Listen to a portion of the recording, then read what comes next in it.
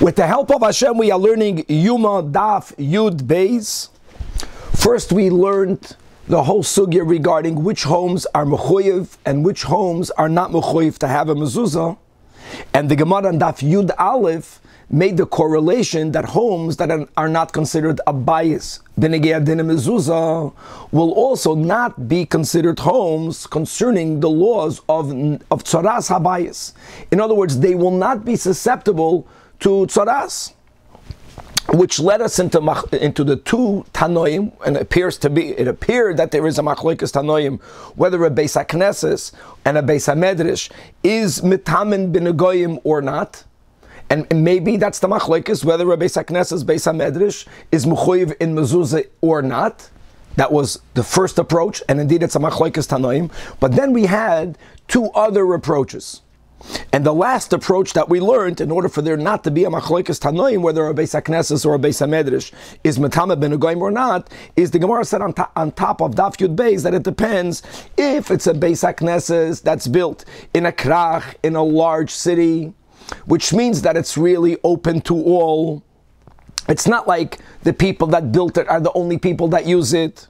So therefore, as we quoted the pasuk that we have in Parshas Mitzayda, Uba Asher Loi Habayis, the coin will come to the one to whom the house belongs to him. It doesn't belong to anyone. That house will not be susceptible to Tzumas Tzaras. But Kfarim, if you have a Beis HaKnesses, a Beis HaMedrash that's built in a Kfar, built in a little village, no one goes there. You don't have marketplaces over there.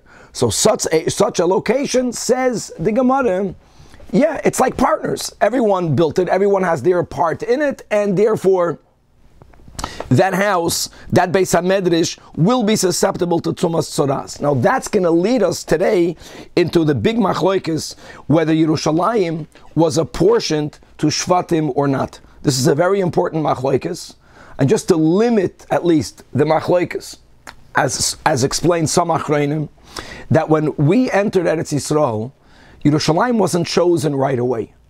So initially, Yerushalayim, like the rest of Eretz Yisrael, was apportioned to Shvatim. And it turns out that the city of Yerushalayim is both, some of it is in the Chelik of Yehuda, and another part of it is in the Chelik of the Shevet Binyamin.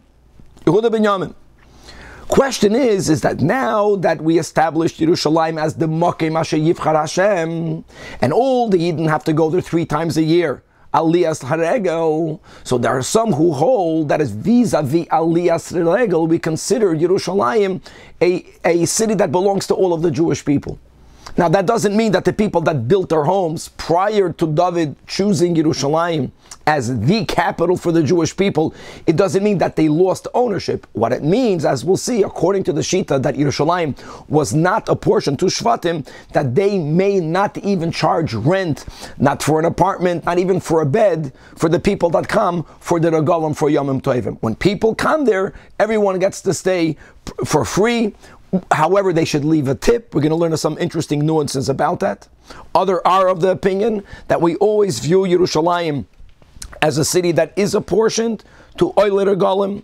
And after this whole discussion, the Gemara is going to go on to discuss exactly how do we install the backup Kohen Gadol on Yom Kippur.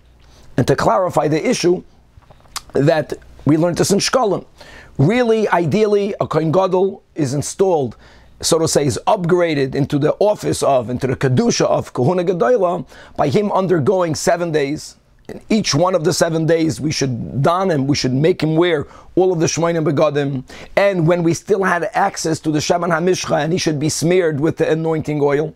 We also learned in Shkolim that that's only a lechatchila, but bidi eved, even him getting dressed only once with the Shmonim Begadim, or being anointed only one day, that also will, so to say, elevate him into the Kedusha of Kahuna Gedola. But l'chu'ura, this is something that needs to happen before he does the Avodah of the Kohen Gadol. So the question will be, what happens if the Kohen Gadol, the original one, did the morning daily avodah when he was still, let's say, bit tahara? Then, let's say he became tamei, he became unfit. Now we have to use the backup Kohen Gadol, but we are already up to the unique avodah of Yom Kippur. So, l'cha'ira, he should first be installed as a Kohen Gadol and only then do the avodah. How will we do that? which will lead us into him wearing the unique gartel of a Kohen Gadol. Question is, does the gartel of the Kohen Gadol differ than the gartel than the Kohen Hedyot? Just to clarify the question before, that the Kohen Gadol wore the Shmoyne Begadim, but on Yom Kippur, when he went inside the Kodesh HaKodshim, he did not wear the 8 garments, he only wore the 4 garments that l'chu'ura were similar to the Kohen Hedyot. So he's not wearing any unique garb of a Kohen Gadol. However, that will be the whole question, whether what was the gartel of the Kohen Hedyot made out of? Was it different than the gartel that the Kohen Gadol wore when he entered the Holy of Holies? We'll have a machlokes about that, which will lead us into another debate. What exactly is done to the garments of the Kohen Gadol after Yom Kippur? The Torah writes in Achrei Mois the words Vihinicham Sham. They should be left there. And we'll see, either it means that it may never be used again, or it will mean that it may never be used again on Yom Kippur. And finally, on Daf Yud Beis, all the way in the Amud Beis, all the way in the bottom, the final question that we will discuss is the following: when we needed the backup Kohen Gadol, so you have Kohen Gadol Reuven, and he became Tamei, let's say, during Yom Kippur. So we install, and Shimon, the new Kohen Gadol, does the Avodah. No one debates that when Reuven becomes fit again, the original Kohen Gadol becomes fit again, he goes back to doing the Avodah. Question is, what happens now with Shimon? What status will he have? Does he have to abide by all of the unique laws of the Kohen Gadol? Like he cannot marry he cannot even marry an almana. Like when he does the avodah, he has to wear the shmoyne begadim. He remains a Kohen Gadol, or do we say we never allow for there to be 2 Kohanim Gedolim? So when he does the avodah, does he wear shmoyne begadim or does he wear arba begadim? Does he become a Kohen Hedyot? We'll see exactly what's done to him and much more. Let's start Chevron and Daf Yud Beis on top of the Amid. Again, the third, as we mentioned, we have a machlokes. It seems that there is a machlokes Tanoim whether a Beis HaKnesses and a Beis HaMedrash is susceptible to Tumas Tzoras. And the final solution is it depends. And this is all based on the pasuk that we have in Mitzvah, where it says regarding the kohen inspecting the home that appears to have this type of leprosy of the homes or tzaras of the homes. Uba asher loi habayis, that the kohen goes to the one to whom the house belongs to. In other words, there is ownership to the house. So we explained that a shul that is built in a large city doesn't matter if you have 10 people that built it. It has nothing to do with who built it, it has to do with who uses it. So it's self-understood, it's mamash public, it's a public area. Public for the Yidden. There's no ownership. That house is not susceptible to Tumas Tzoras. Hadik Farim, if it's built in a small place, in a rural area, in a village, so we know who built it and we know who uses it. So that was the initial approach. Right now, it's considered just like a house that belongs to partners that is susceptible to Tumas Tzoras, even though the loy b'loshen yachid doesn't fit, but that is what we learned on Daf Yud Aleph Amid Beis. Says the Gemara, are you telling me udikfanim udikrachim that shuls in large cities ein metama ben goyim? No, v'hatanya. Again, another pasuk that we have in Parshas Mitzvah. The pasuk there begins v'nosati negat tzoras bebeis eretz achuzaschem, that I will place a negat tzoras bebeis eretz achuzaschem. Achuzaschem means in the land of your inheritance. Baruch, he said something.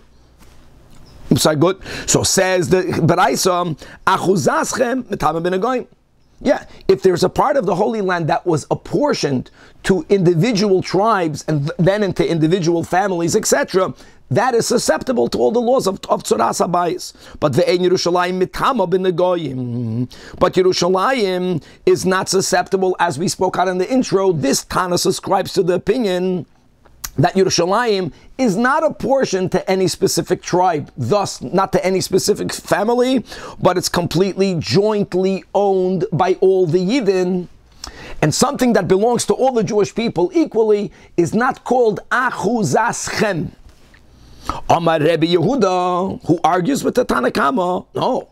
Ani lo shemati ela mokoim migdash bilvad. True, he says that the area of the temple, and b'chlal we know that the temple site was specifically purchased by David HaMelech from Aravna, and the money that David HaMelech used was not out of his own pocket, but it was money that was collected from all the Yidden. So true, harabayis, and therefore all of the temple complex, tak is not achuzaschem, But Yerushalayim is Achuz Aschem. As we'll see in a moment, Rabbi Yehuda subscribes to the concept that Yerushalayim is considered, like all the other cities in Eretz Yisrael, territory that is divided to tribes. It is considered, right, bebeis Eretz Achuz Aschem. So what's the kasha? The kasha is primarily from Rabbi Yehuda. Then you have to work out whether it's a kasha also to the Tanakama or not. But let's go simple. So what is Rabbi Yehuda saying?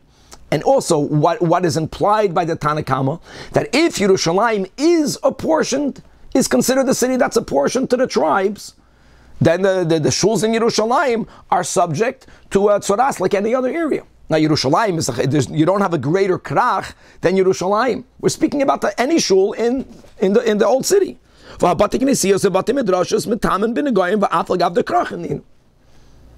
Which is a big question. So the Gemara answers that we have to amend. It's a braisa, and we get to amend braisas a lot easier than Mishnayos. Ema, that the wording in the braisa is Amar Rabbi Yehuda, Ani lo shamati ela makoim mekudesh bilvad. Same concept. First of all, Rabbi Yehuda, that's the ikar of this braisa, holds that Yerushalayim continue to be apportioned to the tribes, specifically, as we'll see, to Yehuda and to Binyamin. Elama, he argues with the Tanakama dafka because any holy place, the Beis HaMikdash also, but also any shul in Yerushalayim, and therefore really any shul anywhere, a Makkah Mekudesh is not included in the whole dinim of Tumas Tzoras. Okay, so therefore we did not refute the third answer, and now let's speak about this concept of whether Yerushalayim was apportioned or not to the Shvatim. Says the Gemara B'Maiko Miflegi, Tanakama Sover Yerushalayim loy nischalka l'Shvatim. Again, just to make it clear, that it's not that before David chose Yerushalayim, it wasn't apportioned. I know we didn't conquer it until much later on, but so what? But the territory was for sure designated to part Yehuda, part Binyamin. Part Yerushalayim, Yehuda, part Binyamin. No one debates that. Elama, that once we conquered Yerushalayim, then we said that when Yidden are mechuyev to go to Yerushalayim, which is during the Regalim, at that time, it's considered a city that belongs to all. And the implication will be that you, Taka, had your house. You built your house before David HaMelech conquered the city of Yerushalayim. It's your home. But during the Regalim, you may not charge rent. L'chayra, you got to choose which guest you keep. L'chayra. These details are not spoken over here. You know, like in Crown Heights, Kan Siva, the Hachnas HaSarchem there is unbelievable. But you get to choose which guest you want to have in your home. But Ein Shambay is that they came to a Yom Tov, everyone came to the Rebbe, everyone still comes to the Rebbe, people are very, very open homes. But you can't charge, you don't charge for it. At least in Yerushalayim, they were not allowed to charge. That was the word, Lo Nischalka L'Shvatim. However, Rabbi Yehuda Savar, Yerushalayim Nischalka L'Shvatim, says the Gemara that this isn't only the underlying machlokes of the Braisa that we just learned, which is focusing primarily on Tumas Tzoras, but this is explicitly debated. Ubeplukta the Haitanoi, the Tanya, Ne Hoye Bechalka Shal Yehuda. The Tanakam of this Braisa clearly holds that Yerushalayim continued to be a city that is apportioned to the Shvatim, and specifically who had the merit to have Yerushalayim in its chelek to Shvatim, Yehuda Eben Yamin. And not only that, it's amazing that the boundary between Chelkoi Shel Yehuda and Chelkoi Shel Binyamin went through the temple complex. Some of the Beis HaMikdash, as we'll see, the eastern part of the Beis HaMikdash was Bechelkoi Shel Yehuda, is Bechelkoi Shel Yehuda. According to this Tana, it remained that way always. The western part of the Beis HaMikdash is Bechelkoi Shel Binyamin, and that will explain a detail regarding how we built the Mizbeach, as the Braisa writes. That Harabayis, and the Lishkois, and the Azorois, that's Ezras Noshim, Ezras Anoshim, Ezras Kohanim, right? That all of that, that's the eastern part, that's in the Chelek of Yehuda. Now don't forget, guys, that the Mizbeach is built in the Ezras Kohanim. But as we'll see, the Ezras Kohanim was part Yehuda and part Binyamin. So let's go now to the west. The Ulam, the chamber before the Heichal, Ubeis Kodshkoshim. However, continues the Braisa, that Urutsuya Hoysa Yoitze Mechelka Shel Yehuda v'nichneses lechelka Shel Binyamin uba Hoya Mizbeach Banui. This is a statement that without Rashi, you mamish understand it wrong. The Braisa is not saying that there is a certain strip of territory from Yehuda that went into the Chelik of Binyamin, upon which the Mizbeach was built. No. The Mizbeach, my friend, is built fully on the Chelik of Binyamin. However, these pictures do not do justice. These pictures won't help you. What I want to say is the following, and we don't have to know the details right now, but we're going to learn this extensively in Kachim, that the lowest part of the Mizbeach, which is called the Yesoid, the base, that protruded the most from all the other higher parts of the altar, there was actually a full base, a full Yesoid on the northern side of the Mizbeach. There was a Yesoid that went across the entire western side of the Mizbeach. But when it came both to the eastern part of the Mizbeach and to the southern part of the Mizbeach, there was taka one amma at its corner, but the vast majority of the east and the south did not have a base. So it was like a little bit asymmetric. And why was it that way? And the answer is because since the area of the Mizbeach wasn't fully Bechelkei Shel Binyamin, the eastern and the southern extremity part of the Mizbeach, that was Bechelkei Shel Yehuda. And Binyamin did not want for the Mizbeach to be built in any place other than in his Chelik.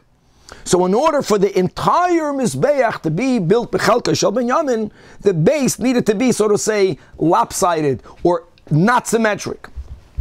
And furthermore, Binyamin HaTzadik Koyim Etztai Olel. He wanted, his desire of having the Mizbeach in his Chelik was so strong that he felt pain about it. And he wanted it, Levala, to swallow all of it in his territory. And he felt that, and he desired that, and he davened for that every day. And that's the meaning of the pasuk in Zois HaBracha, that choifef olav. Choifef, many people think it means to hover, to hover. Yeah, but it means more that he was agonizing about it. He was looking on it. He was concerned about it. When? Kol hayom. It means his desire of having the Mizbeach in its entirety and his chelik was so strong that not only did he merit for that which he desired to be fulfilled, but God gave him something even more. What did God give him even more? You know, we take it as a given that the Aron HaKodesh was placed in the Kachei Kachim, which is in the westernmost part of the temple.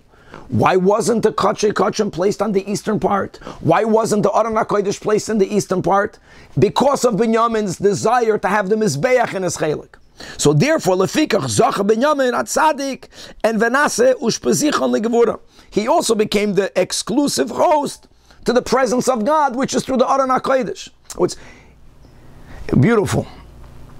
He wanted something, God gave him what he wanted, and he gave him something more than what he wanted. And Bachlal, the whole machlokes between the Rambam and the Ramban, as Chassidus explains, as the Rebbe explains, what's the ikar of the Beis HaMikdash? Is it the Mizbeach? Is it our avodah milmata lomayla? Or is the ikar place of the Beis HaMikdash the place where the Shechina rests, which is the place of the Kodesh Kachim, milmayla lomata? You know what? Binyamin was called Tzadik Tachten. His avodah was milmata lamayla. He was zoicha that even the godliness milmayla lamata also was exclusively in his chelik. And that's the meaning of the pasuk that the godliness, that the Shechina rested in between his shoulders. Ubein kesef of shachin. Okay, Bekitzer, what do we see? Clearly, the fact that we are speaking about in whose chelik was the Beis HaMikdash and how the Mizbeach itself ended up being fully in the chelik of Binyamin, like we explained, because we did not build a Yesoid equally in all the sides. Obviously, we're speaking about the Beis HaMikdash that was only built after David conquered Yerushalayim. Is the Charaya that we view the Makim HaMikdash in a portion to the Shvatim, Yehuda and Binyamin. And therefore, Yerushalayim always continues to be an area viewed as a city that is Nischalka l'Shvatim. And however, the following Tana, Sava Yerushalayim, Loi Nischalka l'Shvatim, the Tanya. And that's the rule, that's the base of the rule, that Ein Maskirim Batim Yerushalayim. That when people are Oile Regel, you may not rent out homes. Why? Lefisha Eina Shalahem, because the owner doesn't really own it. Like we explained, he owns it during the year, but not during Regel. Furthermore, Rabbi Lazar, Berab Tzadik, or Berab Shimon Oimer, not only may he not rent out an entire dira, Aflei Mitois, can't rent Simerin, you can't rent Betin, you can't rent anything. However, there is something else, that even when you host a guest pro bono, it's only etiquette for the guest to leave a tip. Lefikach Oiris Kachin. When people went there, they brought Kachei Kalam. The hides of Kachei Kalam belong to their owners, and they have value. So Balei ushpezichnen neuteln oisam bezroya. They take their tip b'koyach. So it's not really that you're giving the tip, but it's more like, since they can't charge rent because because of this Tana Shita that Yerushalayim loines chalka l'shvatim during the regel, so they could forcibly take something of value. And Amar Abaye Shmami, no. Why can they take it b'zroya? Because really it would have been the right thing to do to begin with. If there is no inyan b'chlal to leave a tip, then they would not have the right to take it b'zroya. That's almost like taking rent. No. That's a raya, that orach ara, that it's the etiquette, lemishbak inish, that a person should leave by his host either his gulfa, his jug of wine, or umashcha, or his hide le'oish pizeh. So since it's anyways the right thing to do, and they were not allowed to charge rent, so therefore they were allowed to take it b'koyach. Okay. So Atkan, we backed up, we substantiated, we did not refute the third and the final resolution that we had on top of Daf Yud Beis, two braises. Is a Beis HaKnesses, Beis HaMedrash susceptible to Tumas Soras or not? So we said the Krachim and the Kfarim. We were unable to refute it from the braiso of Achuzaschem, Tanakam, and the Chachamim, V'chulei, but now we're not letting up yet. Again, insist the Gemara, Ud Kfarim, mi metama ben Agoyim? No. V'hatanya, which even if it's from a Kfar, and we know exactly who uses it, but think about it, guys. How do you look at a shul? Even if the only people that use it are its builders, you're living in a village. Do you have your part in the shul? And the Brais is going to say that we don't never view a shul that way. A shul is always considered everyone's property. Even if it's not like a house of a partner. It's not like two partners is me and you. And it says in a Brais that la'achuza, again a pasuk in Parshas Mitzayda, means that from when are we even susceptible to the dinim of Tumas Soras? First of all, all of this only went into, first you needed to conquer the land. And then just conquering the land, which took 7 years, was not enough to activate the susceptibility of Tumas Soras. Even Kavshu Aisha, but if Veloy Chalkul Shvatim, then it's not even Shayach. And furthermore, even after they divided the large territories to each piece of land to one shevet, but what happened after that is that each shevet needed to then subdivide it to their families. But the loichokol beisavos, still not shaykh, nothing is susceptible yet. And furthermore, that even when cholkol beisavos, and however the system worked, it was already determined which land will go to you. But before you are aware of it, before you can discern, before you recognize your chelik, nothing is susceptible to Tumas Soras. But ve'im kolecha ve'echa makal shaloi minayin, that the dinim of Soras does not yet apply. And here this Braisa quotes the pasuk that we had on Daf Yud Aleph from the base of this entire topic, where it says Uba asher loy habayis, taiches the Braisa misha meyuchad loy, yatzu elu she'ein meyuchadim loy, which means even though legally it was already determined that beautiful home will belong to you, belongs to you. If you don't know about, if you're not aware of, if you don't recognize your chelik, there's no dinim of Tumas Soras yet. So this Braisa is basically saying, based on this, that a Beis HaKnesses, you don't know which part belongs to you. And it's not like a partnership. It's not about how many people use it. A Beis HaKnesses is not at all meyuchad loy. That's the understanding of the Gemara. Beautiful way. A shul belongs to all the Yidden. I'll go even more than that. People have makim kavuas. Maybe that's also the meaning of the Gemara. You can't even have a place to say, this is mine. You can have a nice social understanding. I'll sit here, nothing wrong with that. But it's not yours. It's not yours. And therefore, it never will be susceptible to Tumas Soras. So here we have Aiter Akasha. So Ella must be, indeed, the third answer is refuted. That Mechavrata, the right answer, the correct answer is like we answered above. And really we had two answers. Number one is the first answer. A Machloikas Rav Meir and the Chachamim. It's like a Machloikas Tanoim. If it's Chayv Mezuzah, susceptible to Tzaras. Not Chayv Mezuzah, not susceptible to Tzaras. And the other answer was the answer that it depends, that if the Beis HaKnesses also has a residential quarter, makes a lot of sense. So because of it having a Beis Dira, it's like going to be Chayv Mezuzah L'Kula Alma, as it will be susceptible to Tzaras. Beautiful. With this, we conclude this entire topic, and now we go on by the two dots to the next din in the Mishnah. And that next din in the Mishnah is L'Kula Alma, We're not speaking about the backup wife. Oh, I'm sorry, no, the backup wife. A backup wife is a machlokes tanoim in the Mishnah. We're not there yet. We're speaking about whether we have to have a backup kohen gadol. Why would you need a backup kohen gadol? Because maybe the kohen gadol will become unfit during Yom Kippur. So maskin loy kohen acher, says the Gemara like this. Pshit, that's good. It's clear that if ira boy psul koydem taman shel shachar, that if the original kohen gadol became unfit, let's say he had two maskeri before the taman shel shachar, what's the advantage of that? Doing the avodah that's not unique for Yom Kippur. On Yom Kippur, like bringing the morning tamid, was not done with 4 linen garments. No, it was done with the normal shmoyne begadim, which is great, because like this, we get to be machanech, we get to install the new kohen gadol in his position before he begins the avodah that can only be done by a kohen gadol, the avodah of Yom Kippur. And like we spoke out, how are you machanach a kohen gadol? Lechatchila, during something that was similar to the Shivas Yemei HaMeluim, that's lechatchila. But if not, I don't know if that, I don't know, I said shkolim in the intro. I don't know if that was shkolim or if it was yuma. We're so close up. But we just learned the sugya. And b'diavad, like we mentioned, even if only one time he wears the shmoyne begadim, or only one time the shemen hamishcha, and obviously this whole Gemara is going b'bayis sheni where there was no shemen hamishcha, and that we did learn for sure in shkolim, because Yoshio HaMelech hid it. So we get to have him wear the shmoyne begadim at least once while he's doing an avodah before he begins the unique avodah of going into the Holy of Holies, the various times that we'll learn so much about soon, in which he only wore 4 linen garments, but he's already a kohen gadol. Problem is, the question is, the inquiry is, Ella, what happens if ira by psul achar tamen shel shachar?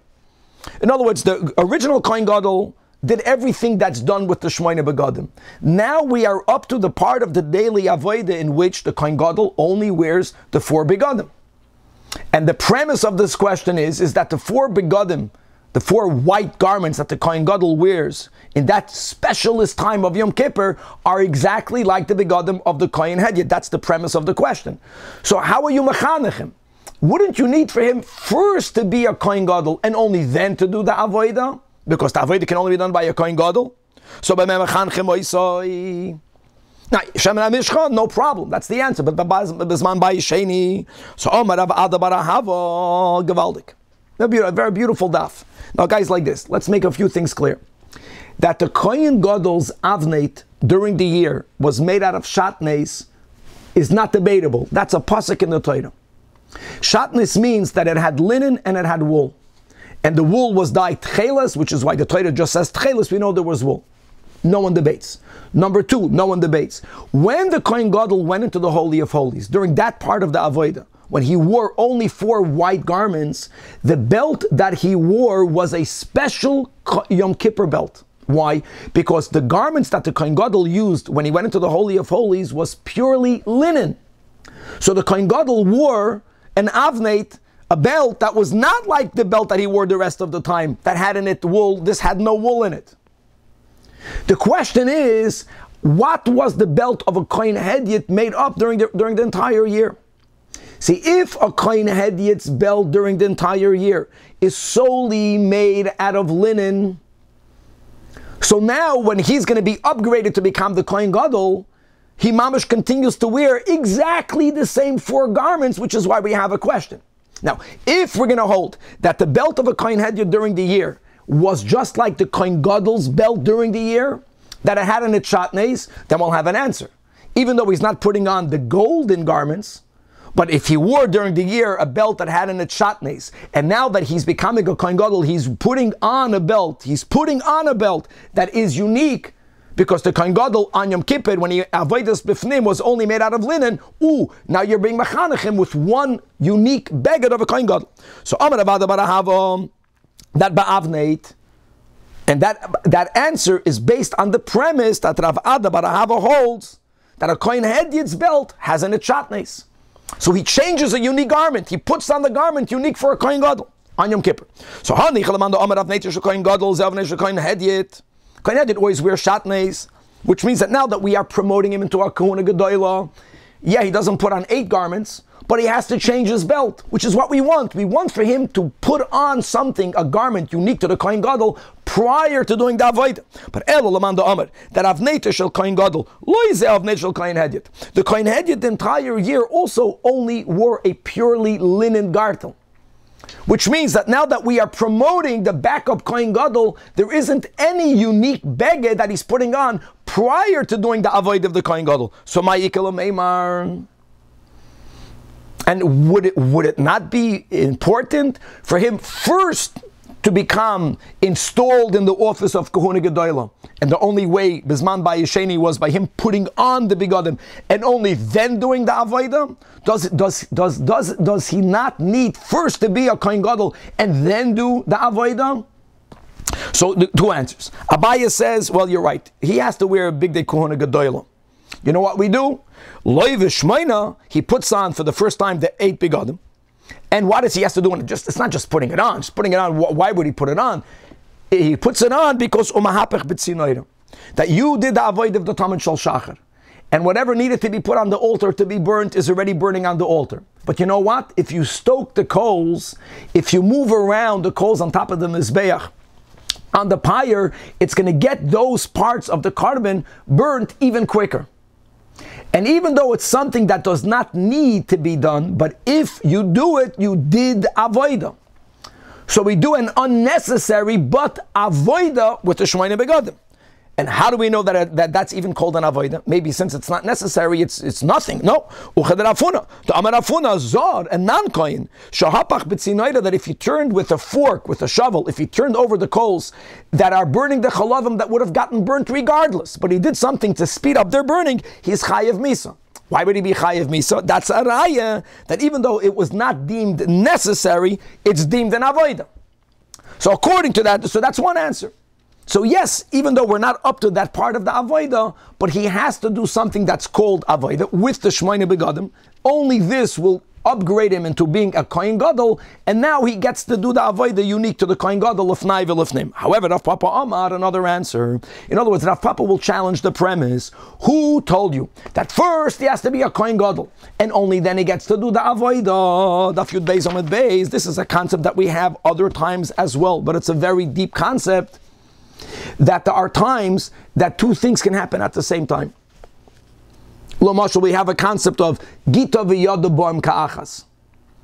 Right? That if a person who divorces his wife and he puts the get in her property, she's divorced. I kol mashakana isha kana baila, so it's not hers. And the answer is that since she's getting divorced, it will be hers. The get and her ownership come at the same time. Rav Papa holds that of course a Kohen Gadol has to be installed in his Kohuna Gedolah for him to do the avodah.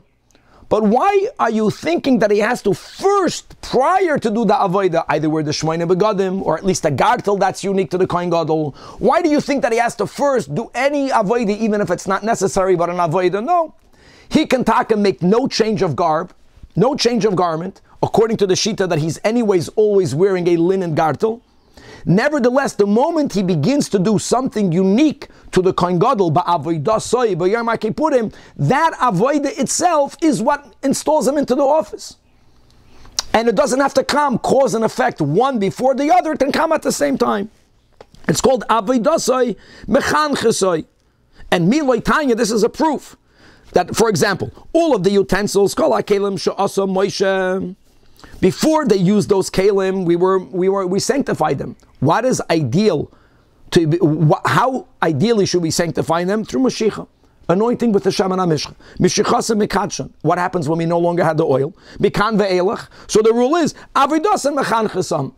You don't say first you have to be mekadosh the keli, and only then can you use it for avodah. Same time, use it for the avodah. So here also hachinami avidas mechanchesai. Beautiful. Oh, so now that we spoke about this whole question, whether a Kohen Hedyot wears a belt of shatnez or not, and that will really make the difference whether this backup Kohen Gadol will have to change anything during this time of the day. If a Kohen Hedyot wears a shatnez belt, then he does. Because now, as the Kohen Gadol on Yom Kippur, lefnai v'lefnim, he has to put on a purely linen belt. So again, that's the machlekes that we have over here. So Kiyasi Rav Dimi, when Rav Dimi came from Eretz Yisrael, he said that you should know Avnei Toy Shel Kohen Hedyot is a machlekes between Rebbe and Rabbi Elazar ben Rab Shimon. And Rav Dimi did not remember who said what. He remembers one of them says that the avnet of the Kohen Hedyot was made out of kalayim, made out of shatnes. It was just like the belt of the Kohen Gadol during the year. However, Chad, the other Tana says no, that the avnet of the Kohen Hedyot was not made out of kalayim. It was made out of pure linen. And one of the words that we have for linen that the Torah uses, that we use here, is butz. Okay, now the Gemara says, I'll tell you which one said what. Testayim, I'll bring you a raya that the Rebbe hu the Amr Shal Kalayim. How do I know that? Because since it says in a Braisa, Ein Bein Kohen Gadol Kohen Hedyot, the only difference between a Kohen Gadol and Kohen Hedyot is Ela Avneit, so says Rebbe. Now what is he talking about? What do you think? You think he's talking about the rest of the year? Why? If it's speaking about the rest of the year, the difference is the Kohen Gadol wears 8 begadim and the Kohen Hedyot wears 4 begadim. Rabbi Elazar ben Rab Shimon is the one that says, Af loy avneit, not even the avneit. And so the Gemara says, what are they referring to? What time of the year are they referring to? Amos. Kohen Gadol wears b'shmaina, and the Hedyot ba'arba. Elolav, that this Bryce is speaking about b'yom Kippurim. And what does Rebbe say? Rebbe says that the difference between the Kohen Hedyot and the Kohen Gadol is the avneit. On Yom Kippur, when the Kohen Gadol goes lefnai v'lefnim, he for sure can only wear linen. And if Rebbe is the one that's saying that the Kohen Hedyot's belt is different, is a raya that Rebbe subscribes that the Kohen Hedyot's belt is made out of kalayim. Beautiful. And Rabbi Elazar ben Rab Shimon holds, no, the Kohen Hedyot always wore a belt only made out of linen, so therefore, not even the avneit, it fits. Says the Gemara, no. From this Braisa, you can't prove that the Rebbe holds that the Kohen Hedyot wore a belt of kalayim, because I could understand the Braisa. Amri lo'ila b'shari yemais hashana. The Braisa is not speaking about Yom Kippur. The Braisa is asking that during the rest of the year, of course, the Kohen Gadol wears shmona begadim. Shkoyach. We're speaking about the 4 begadim that are similar. Are they completely similar or not? Fakert, the Braisa is speaking about b'shari yemais hashana. So it's going to chap pum fakert that the Rebbe who says that there is a difference in the belts has to be the opposite. Rebbe holds that the Kohen Hedyot wears pure linen, which is why Rebbe is saying that there is a difference in the belt. It's going to be the opposite. Rabbi Elazar ben Rab Shimon that's saying not even the avneit, that's because Rabbi Elazar ben Rab Shimon is the one that holds that the Kohen Hedyot's belt is made out of kalayim, which makes his belt just like the belt of the Kohen Gadol. Now, this won't be the maskana. All we are saying is that from this Braisa, you can't prove that the Rebbe is the one that holds that the Kohen Hedyot's belt is made out of kalayim. By the way, just to be aware that, we learn chitas, thank God, and as we're getting better, we have so many beautiful svarim with illustrations, with pictures. We know that the hat of the Kohen Hedyot was not exactly like the hat of the Kohen Gadol. However, it's not considered a substantial difference for this to be mentioned in the Braisa. And let's go weiter. Says the Gemara, Kiyasa Ravin, this is common that Rav Dimi would come from Eretz Yisrael, and then later Ravin came from Eretz Yisrael to Bavel, and he said that Avnei Toy Shel Kohen Gadol B'Yom HaKippurim Divrei Hakol Shel Butz. The Torah says that when he enters the Lefnai v'Lefnim, only linen. B'Shari Yemais Hashana. Everyone agrees that the avneit of the Kohen Gadol for sure was made out of kalayim. Loi nachlaku, where do we have the machlekes? Ela ba'avneit shel Kohen Hedyot, whether it is b'shari yemais hashana or whether it is on Yom Kippur, because I know that we spoke at Bekitzer, there was a machlekes whether machlekes rishonim, whether a Kohen Hedyot is allowed to do the daily avodah of Yom Kippur. And l'chayre we were medayik from the Rashi in the beginning of the Masechta, when Rashi is speaking about the avodah of the whole Yom Kippur. L'chayre Rashi subscribes that a Kohen Hedyot Bechlal did no avodah on Yom Kippur, but it doesn't matter. It's not a problem with this Braisa. In other words, the question is, what was the avneit of the Kohen Hedyot? And there was only one avneit. What was it made out of? And here Rav Dimi didn't have it clear. Ravin, look at the words that he has. Sherebi oimer shal kalayim. Clearly. No, we had it right the whole time. Rebbe is the one who holds that the avneit of the Kohen Hedyot was made out of kalayim. Very good. And furthermore, again, another Braisa yet where we see that the Rebbe subscribes to the Shita that the belt of the Kohen Hedyot was made out of Kalayim. What is the Braisa? The Braisa is based on a pasuk that we have in the beginning of Parshas Tzav. The pasuk there writes, "V'lovash hakoyin midoi bad." Mida means a tunic made out of bad, made out of linen. Umichnes bad, and breeches, pants made out of bad. And it says Yilbash al Besarai. Now, my friends, the word Yilbash is mamish superfluous. The pasuk could have said V'lovash hakoyin midei bad umichnes bad al Besarai. Perfect. Mamish. He wears it on his Besarai. There can't be anything chaytzitz between the beged and his Besarai. But the word Yilbash is extra. That's the Braisa. It says Al Besarai, so matamod lemi Yilbash. Answers the Braisa, even though the Torah only mentioned Vineged the Trumas Hadeshin, the Kohen's wearing of the tunic and the breeches, which are Big Day Kahuna. What the pasuk does not mention in the beginning of Tzav are the two other begadim. So the Torah writes an extra word Yilbash Lahavi that he also needed to wear the mitznefes, the turban, the hat of Kahuna, and the avneit. Laharamas Hadeshin. These are the words of Rabbi Yehuda, even though these two begadim were not mentioned explicitly in the pasuk. However, Rabbi Doisa Oimena, it's something else. Of course, that has to be warned. That the word Yilbash is telling you, Lahavi Big Day Koyin Gadol B'Yom HaKippurim, that even after the Avodah was done on Yom Kippur, and we have in Parshas Acharei Mos, the Torah writing the words Vihi Nicham Sham, leave the begadim there. And some understand from the words Vihi Nicham Sham that it may never be used by anyone again, and you have to put it to the Genizah. So says Rabbi Doisa that here we have the word Yilbash. This is about a Kohen Hedyot, Trumas Hadeshin. And over there, by the pasuk that says V'hini Chamsham, we have the word Yilbash. So that affects a Gezerah Shava that these begadim could be worn by a Kohen Hedyot. Gewaldig. The Big Day Kohen Kahuna Gedoyla could be worn by a Kohen Hedyot the whole year.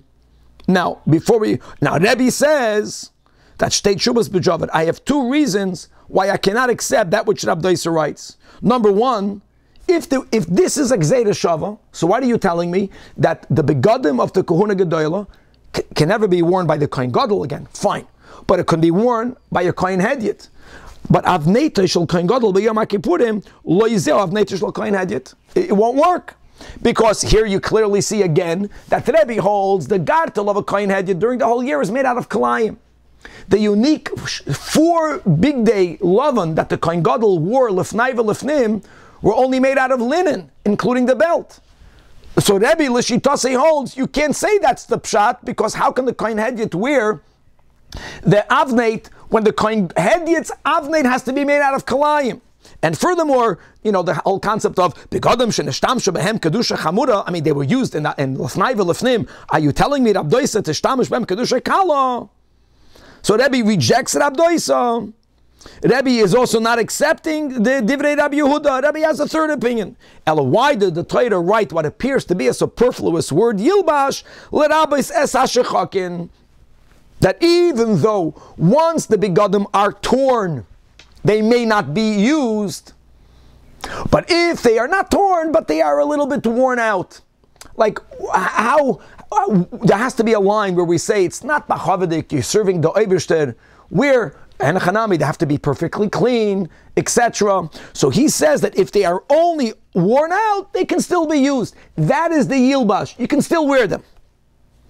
Gewaldik. So here again, all we did was we had now 2 proofs already that our initial Havamina is correct.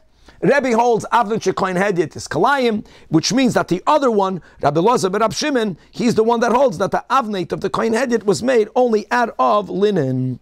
Now that we mentioned this whole question of whether you can reuse the Big Day Kahuna Gedoyla, so v'azda Rabbi Doisa l'tamei.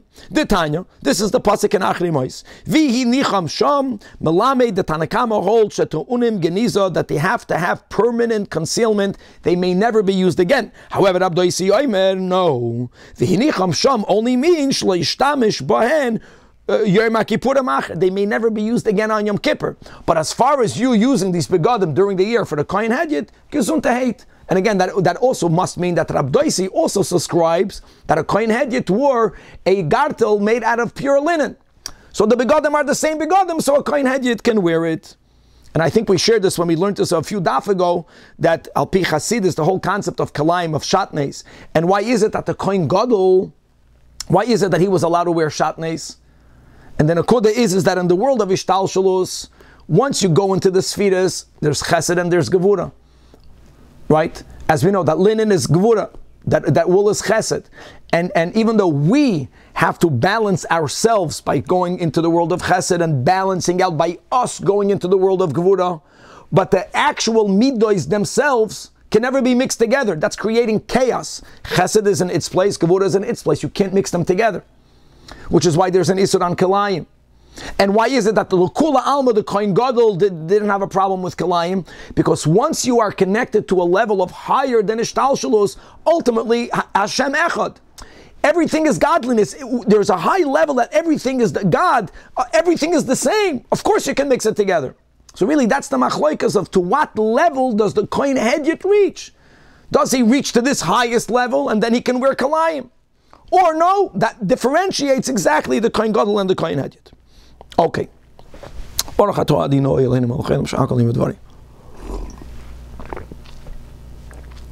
Now comes the final topic of today. This is so geschmack. Okay, so let's go. We're all learning the part of the Mishnah. There's no debate yet regarding the backup wife. We're speaking about a backup Kohen Gadol everyone subscribes to. What happens when he actually was needed? And like we mentioned in the intro, okay, we got that. And we already resolved that either avoidosoi mechanchesoi, or according to what we have in Amud Aleph, that he has to first wear the shmoyne begadim and do an avoido. We made him into a Kohen Gadol. Now what? Don't forget that the disqualification of the original Kohen can be temporary. Could be he had a keri. That's it. He goes to the mikveh and the next day he's vital completely pure to do the avodah.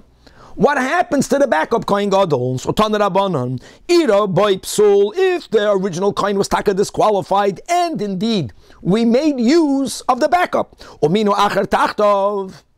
And now the original Kohen's disqualification was removed, whatever it was, so no one debates who is the Kohen Gadol, the original one.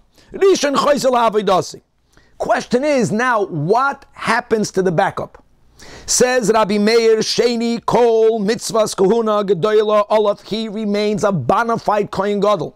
And my friends, it means a lot. Rashi here, 3 lines under the Gemara, goes through various dinim that are unique to a Kohen Gadol. I want to read the Rashi. Mitzvah Kahuna, Gedoyla, Olaf, Zokt Rashi, Loi Poireya. Poireya means he may not leave a chup. He may not leave his hair grow excessively long.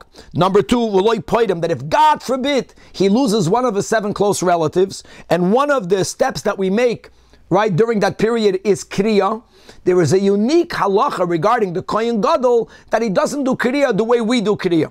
Number 3, unlike a Kohen Hedyot, the Kohen Gadol ve'enoi metama l'kroivim, even to the 7 close relatives, he may not become halachically tummy to them. Another din, all the dinim are here. Umuzad alho almana. Yes, there are restrictions that a Kohen Hedyot has more than a Yisrael, than a non-Kohen, but a Kohen Hedyot can marry a widow. A Kohen Gadol may not marry an almana. That remains on him. And the final one, which is the most relevant because it's the most common, that umeshamesh b'shmoyne begadim. A Kohen Gadol may not do the avodah during the year with anything less than his 8 garments.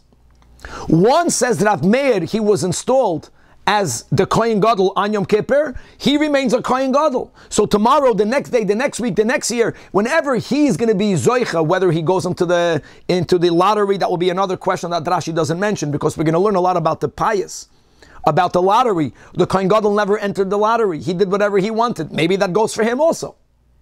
Then we have to understand why Rashi didn't mention it. I'm sure this is a topic that's discussed. But just to focus on the last one on Rashi, that he forever can only do the avodah wearing the 8 begadim. So holds Rabbi Meir. Back in the Braisa. However, Rabbi Yosi clearly agrees with Rabbi Meir on a biblical level. This Yid is a Kohen Gadol. He may never do the avodah with 4 begadim. He's a Kohen Gadol. But, again, the Rishon goes back to his avodah. But Sheni ein ra'oi loy l'kohen gadol v'loy l'kohen hedyot. He rabbinically even though he is really essentially a Kohen Gadol, he may never do the avodah with Shmoyne begadim. But on the other hand, he can never do the avodah with 4 begadim because he's not a Kohen head yet. He cannot do the avodah anymore. And why is that? Explains the Gemara. First of all, Rabbi Yossi says, just to prove his shita from a story. Amar Rabbi Yossi, the story happened with a Kohen by the name of Yosef ben Elam, who came from Tzipoiri. He was the backup Kohen Gadol. And indeed, on Yom Kippur, She'ira by Psul, on the original Kohen Gadol. And therefore, this Yosef ben Elam was appointed to do what he was designated to do. He de facto became the Kohen Gadol on a Yom Kippur, Uminu Tachtov. And then the original Kohen Gadol, lost his psul. He became tahar, for example. For Amru Chachamim, like we are learning, and the first line no one debates, that Rishon Chayzel Avidasai Sheni Eina Ra'oi Loila Kohen Gadol Loila Kohen Hedyet. And we explain Kohen Gadol, why can he not function as a Kohen Gadol? Bishum Eva. Clear, Eva is a concept, it's a rabbinic concept, that we don't want to create animosity. We do not want to create jealousy. The original Kohen Gadol was the original Kohen Gadol. Mitamol, there's another Kohen Gadol. And guys, let's remember the whole beautiful story that we have in the beginning of Brachos, right? Of how there was let's speak about Rab Lazar ben Azariah was elevated to become the head of the academy, and then they took turns. But even when they took turns, if you remember Brachos Koyach, remember that there was 3 weeks and 1 week. All of that was because of Eva. We have to be concerned of Eva. And the only way they can resolve it is that he may never do the avodah ever with Shmoyne begadim. On the other hand, why don't we demote him? Maybe, fakert, put on him 4 begadim, just like putting on Big Day Kahuna Gedoyla elevates him to the status of a Kohen Gadol. Maybe there should be a ceremony of demoting him. At least let him do the avodah. Can't do that. Kohen Hedyet mishum ma'alam hakodesh v'lo moridin. So nishta head, nishta hin. Okay, we have a machlekes, and Amar Rabba Bar Bar Chana, Amar Rabbi Yechanan Daf Yud Gimel, Halacha Kirabi Yoisi. And let's get familiar with the top Tosfos. Hilchasel Mashiach. Sometimes the Gemara says, whenever we're speaking about paskening dinim, the Gemara would only pasken a din if it's negei lamaisa. Now, of course, we have to learn the entire Torah. We have a whole Seder Kachim. But paskening dinim regarding how did it function in the Beis HaMikdash, when will this become relevant? Only when Mashiach will come. So there is one opinion that says Hilchasel Mashiach, but one of the approaches of Tosfos is that's a Das Yachid. And he brings many rayas that we have throughout Shas, that yes, Hilchasel Mashiach, and we're paskening the halachas like Rabbi Yossi. He can never do the avodah again. However, even though we pasken like Rabbi Yossi, or Moide Rabbi Yossi, that she'im avad of avad avidasi, that if he did do the avodah, so he's not being helpful as far as Eva is concerned. But like we mentioned, Rabbi Yossi is Moide b'shita to Rabbi Meir that he remains a Kohen Gadol, and therefore ksheidam. Furthermore, Amar Rabbi Yehuda Amar Rav, again halacha ke Rabbi Yossi. Moide Rabbi Yossi she'im meis rishon, that if the first one later passes away, then he will automatically be the Kohen Gadol. You're not going to make another Kohen Gadol. That now the second one, the backup one, Shechayzel Avidasi. The Gemara finds this so obvious that why did we even have to write it Pshita? No, it's not obvious. Because Mal the Teimam, Havilot Sora Mechayim. That maybe just like the Chazal, according to Rabbi Yossi, who are concerned about Eva, who does not allow him to function as the Kohen Gadol when the first one is alive, maybe if this would be the din, which it is, then the first Kohen Gadol will always view him as a rival. Like he already knows, normally a Kohen Gadol knows, I have no mamala makim. Let them figure it out when I pass away. Here, there's someone that's already a Kohen Gadol. So one might have thought that they wouldn't even allow this, not to create bad feelings for the living one, for the first one to feel, oy gavalt, he's my competition. So that's the Kamash Malan, that there's no such a thing. The original Kohen Gadol won't have any Eva, knowing that the backup will continue to be a Kohen Gadol if he passes away. That's fine. But b'chayav, we're chayish mishum Eva, according to Rabbi Yossi, like we paskin, and this Yid, it's an interesting concept. So on one hand, he was Zoicha, on Yom Kippur, to go lefnai v'lefnim. And on the other hand, until the passing of the original Kohen Gadol, he de facto cannot be Meshamesh at all in the Beis HaMikdash, because Arba Begadim, he's a Kohen Gadol. Shmoyne Begadim, the concept of Eva to be continued.